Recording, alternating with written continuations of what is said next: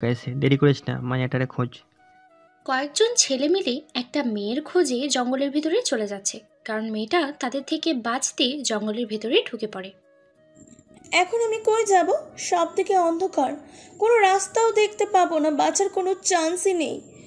ইয়া খোদা, কোনো এক কুল কিনারা দেখাও। মেয়েটা গাছের পিছনে পিঠ থেকে বসে মনে মনে বলল, ওই পাইছস? না বস। ছি, একটা মায়া খুঁজতে এতক্ষণ লাগে? Sorry boss. চুপ। যদি লিডার জানে তাহলে আমাদের মধ্যে কাউকে জিন্দা রাখবে না, শুনছস? যেভাবেই হোক মায়াটারে খোঁজ। ভাই।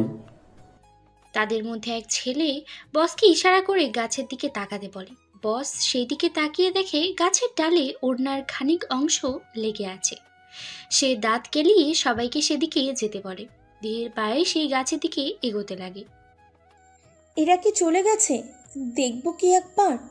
দেখি, এখানে বসে থাকলে হবে না, সব মুসিবতে ভরা। মেয়েটি গাছের বিপরীত দিক থেকে মাথা হালকা বাঁকিয়ে আর চোখে সেই লোকগুলো আছে কিনা দেখার জন্য তাকায়। যখন দেখলো লোকগুলো ঠিক সেই গাছের সামনাসামনি আসছে, মেয়েটা ভয়ে এদিক সেদিক তাকায়। মুখ বাঁ পাশে ঘোরাতেই দেখলো তার ওড়না গাছের ডালে ঝুলে আছে। এতে তার মাথায় একটা বুদ্ধি চাপলো। মেয়েটা নিজের গলার উপর থেকে ওড়না খুলে গাছের ডালের সাথে প্যাঁচ দিয়ে দিল। ধীরে ধীরে হামাগুড়ি দিয়ে মেয়েটা গাছের পাশ থেকে উঠে পরে সেখান থেকে পিছিয়ে আগাতে থাকে। চুপচাপ বল, মায়াটা ওখানে আছে? মেয়েটা পিছিয়ে যেতে যেতে তাদের থেকে খানিক দূরে চলে আসে। সে সামনে তাকিয়ে দৌড় লাগাবে, তার আগেই গাছের এক ডালে তার পা লেগে যায়। সে দূর হেঁটে এসেছে একজোড়া পুরান ছিঁড়া জুতা পরে, যা দৌড়াতে দৌড়াতে জুতার তলা ছিঁড়ে যায়।